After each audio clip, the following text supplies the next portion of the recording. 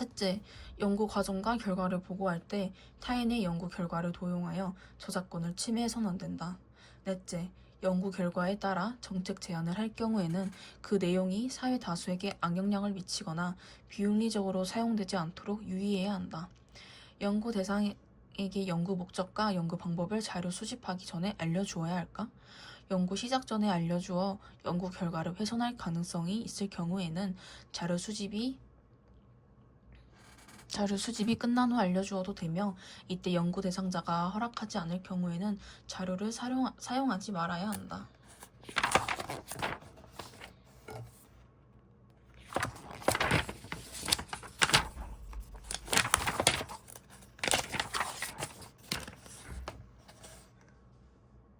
사회는 마치 하나의 건축물과 같이 그 안에서 살아가는 개인이나 집단이 상호작용하는 방식에 영향을 미친다. 이처럼 한 사회의 개인과 집단이 사회적 관계를 맺는 방식이 상대적으로 정형화되어 안정된 틀을 이룬 상태를 사회구조라고 한다. 사회구조는 사회 구성원의 행위에 영향력을 행사하는 규범, 지위와 역할, 집단과 조직, 제도 등의 총체로 사회 구성원의 행위를 유형화하여 예측할 수 있게 한다. 사회 구조와 개인 행위의 관계를 둘러싸고 사회 구조가 개인의 행위를 결정하는 입장과 개인의 행위가 사회 구조로부터 자유롭다는 입장이 대립한다. 그러나 실제로는 사회 구조가 개인의 사고와 행동을 구속하고 강제한다는 점을 부인하기는 어렵다. 하지만 개인들이 행위로 사회 구조가 변하는 것도 사실이다. 따라서 사회문화 현상을 이해하고 이에 대한 제안을 제시하기 위해서는 행위 주체의 의도나 동기는 물론 이에 영향을 미치는 사회구조의 힘에 대해서도 균형 있게 고려할 필요가 있다. 개인과 사회의 관계를 바라보는 관점에는 사회 실제론과 명목론이 있다. 사회 실제론은 사회가 개인의 속성과는 구별되는 독립적인 실체이며 개인의 외부에 실제로 존재한다고 보는 관점이다. 즉 사회는 개인의 총합 이상으로서 개인으로 환원될 수 없는 고유한 성격을 가진다는 것이다. 사회는 개인의 사고와 행위의 한계를 정하고 구속하며 개인은 독자적인 판단이나 사고에 따라 행동하는 것이 아니라 사회의 영향을 받아 행동한다는 것이다. 따라서 사회문화 현상을 이해하려면 개인의 특성보다는 사회구조를 탐구해야 한다고 본다. 이와 달리 사회 명목론은 사회가 개인의 합에 이름을 붙인 것으로 실제로 존재하지 않는다는 관점이다. 즉 사회는 명목상으로 존재하는 개인의 집합체에 불과하다는 것이다. 실제로 존재하는 것은 사회가 아니라 자유의지에 따라 행동하는 개인뿐이라는 것이다. 따라서 사회문화 현상을 이해하려면 그 사회를 구성하는 개인들의 특성을 탐구해야 한다 본다.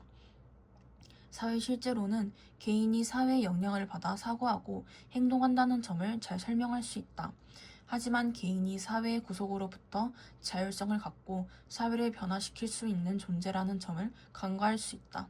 반면에 사회 명목론은 개인이 자유의지를 가진 능동적인 존재이며 사회를 변화시키는 원동력이 될 수 있다는 점을 인정한다.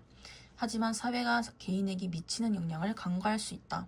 따라서 사회문화 현상을 이해하고자 할 때 사회 실제론과 사회 명목론 중 어느 하나의 관점만을 취하기보다는 두 관점의 장점과 한계를 이해하고 균형 있게 접근하려는 노력이 필요하다. 사람은 사회에서 살아가는데 필요한 능력을 모두 갖추고 태어나는 건 아니다. 본능에 따라 행동하던 갓난아이는 다른 사람들과의 상호작용을 통해 사회 속에서 살아가는데 필요한 많은 것을 배우고 익히며 성장한다. 이처럼 사회 속에서 성장하면서 자신이 속한 사회의 행동 방식과 사고 방식을 학습하는 과정을 사회화라고 한다. 개인적 차원에서 사회 구성원은 사회화를 통해 사회생활을 필요한 규칙과 규범을 알고 사회적 존재로서 생존하는 데 필요한 기술과 지식을 학습한다. 이러한 과정에서 개인은 자아 정체성과 생존하는 데 필요한 기술과 지식을 학습한다. 이러한 과정에서 개인은 자아 정체성과 인성을 형성해 간다.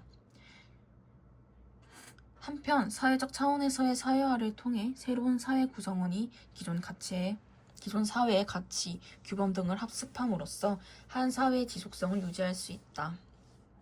인간의 사회화 과정은 전 생애를 걸쳐 이루어진다. 사회 변화나 새로운 환경에 적응하기 위해 이전과는 다른 규범, 가치 및 행동 양식을 학습하기도 하는데 이를 재사회화라고 한다. 군에 입대하여 적절한 훈련 과정을 통해 군인에 걸맞게 생각하고 행동하는 방법을 새롭게 익히는 것이 이에 해당한다. 사람들은 미래의 어떤 변화에 따라 새로 갖게 될 지위에 따른 역할을 미리 배우고 준비하기도 한다. 이러한 과정을 예기사회화라고 한다.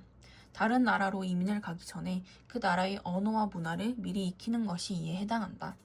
대표적인 사회화 기관은 뭐가 있을까? 개인의 사회화 영향에 미치는 기관을 사회화 기관이라고 한다. 대표적인 사회화 기관에는 가족, 또래 집단, 학교, 직장, 대중매체 등이 있다. 가족은 유아기와 아동기의 가장 중요한 사회화 기관이다. 가족 구성원들과의 상호작용을 통해 언어, 예절 및 의식주 습관 등 기본적인 생활 양식을 습득하는데 이 중에는 의도적으로 전달되는 부분도 있고 자연스럽게 습득되는 부분도 있다.